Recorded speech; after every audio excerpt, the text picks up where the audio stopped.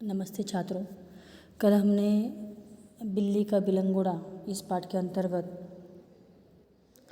केवल पाठ का वाचन किया था और उस वाचन के बाद मैंने तुम्हें कहा था कि सविस्तर जो अर्थ है या इसके पीछे लेखक की जो सीख है यह मैं बाद में तुम्हें समझा दूंगी।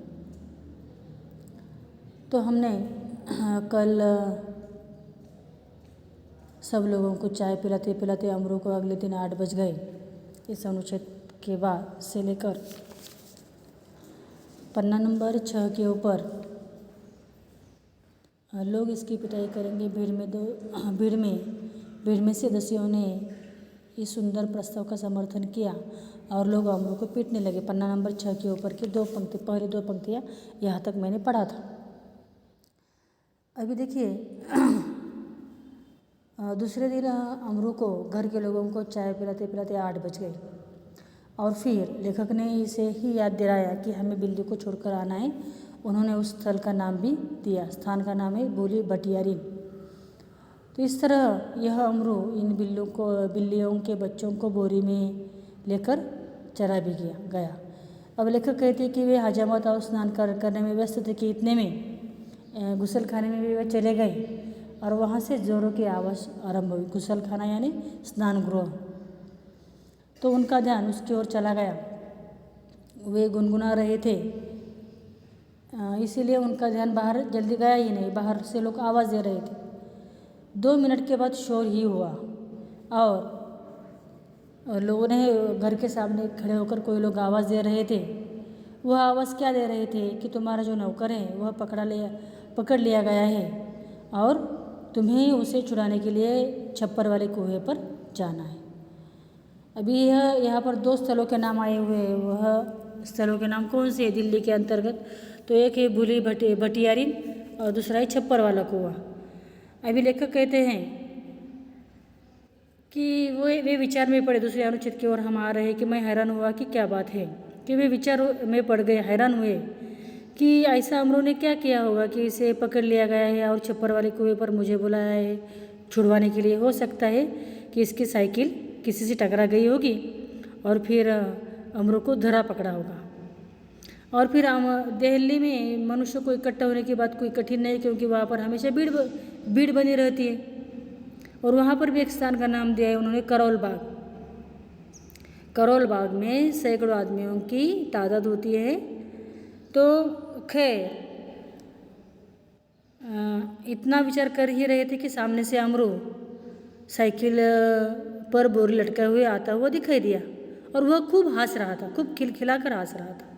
लेखक ने उसे पूछ भी लिया कि क्या बात हुई, आज सुबह ही सुबह क्या गड़बड़ी कर दी मोहल्ले में कि लोग तुझे मारने को दौड़े।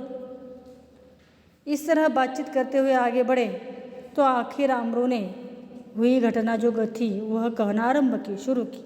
वह क्या घटना थी कि उसके पीछे कुछ आदमी आ रहे थे और उन्होंने यह सारा मामला उन्हें समझा दिया था।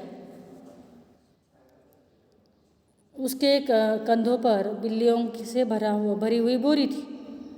कुछ लोगों को शक हुआ कि शायद इसके कंधे पर जो बोरी है उसमें बच्चा है, क्योंकि वह हिल भी रहा था। और इसी बदमाश ने बच्चों को इसके पहले भी पकड़ रखा होगा, क्योंकि इसके पहले भी बच्चों के चोरी होने की खबर कई लोगों के कानों पर जा चुकी थी। इसीलिए लोग देख ही रहे थे कि कौन कैसे चलता है, कौन क्या लेकर जाता है। कि इतने में बोरी में बिल्ली के बच्चे जो थे यह हिलते हुए दिखाई दिए कि उन्हें ऐसा लगा कि यहाँ पर आदमी के बच्चे भी इसने पकड़ कर रखे हैं।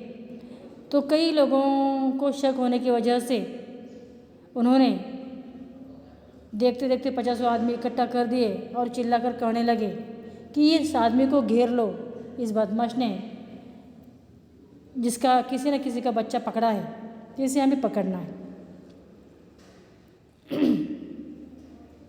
एक आदमी लपक कर थाने गया और थानेदार और सिपाही बुला लाया। लेकिन बहुत सारे दर्शक वहाँ पर उत्साही थे, बाहें ऊपर उठाने लगे। लेकिन दरोगा जी को सामने या बीच में लेना नहीं चाहता था यह व्यक्ति, क्योंकि वह कहता था कि दरोगा जी या पुलिस थाने में अगर यह गया तो यह आराम से रहेगा, इसकी सुरक्षा हो जाएगी, लेकिन इसके पहले इसकी मरम्मत होनी चाहिए। गजब नहीं है कि भरे मोहल्ले से बच्चे उठा लिए जाएं, इसीलिए इसकी अच्छी पिटाई होनी चाहिए। देवनगर से तो कई उठाए जा चुके, यहाँ पर और स्थल के नाम आए गए हैं, देवनगर और मोहल्ले। और फिर पहले इसकी हम पिटाई करेंगे सभी लोग इसकी पिटाई करेंगे, ज़ोर से इसे मारेंगे पीटेंगे। और फिर भीड़ में से दसियों ने इस प्रस्ताव का स्वागत किया, समर्थन किया कि पहले इसकी पिटाई करेंगे, फिर इसे हवलदार या थानेदार के हाथों में सौंप देंगे। ठीक है, यहाँ तक सविस्तर हमने आज इसके विस्तार से वर्णन के साथ हमने देखा है। रहा हुआ पाठ हम कल समाप्त भी करेंगे और विस्तार से वर्णन भी देखेंगे। ठीक है, तो इसके लिए तुम्हें केवल इस पाठ का वाचन करना है। इसके भीतर आए हुए कठिन शब्द जो मैंने बताए थे, अल्पभाषी जैसे शब्द है तो ये अल्पभाषी यानी मितभाषी, कम शब्दों में अपने विचार व्यक्त करने वाला या कम बोलने वाला। इस तरह की जो गुसल खाना जो है, स्नान गृह इसे कहते हैं, इस तरह के शब्द है, इन्हें लिख कर रखना है। भटियारी यह स्थल का नाम है। उसके बाद छप्पर वाला कुआं भी स्थल का नाम है। हजामत और स्नान को तो तुम जानते ही हो अच्छी तरह से। इस तरह शब्दों को ध्यान में रखना है और यह देखते देखते विराम चिन्हों का तुम्हें प्रयोग करना है।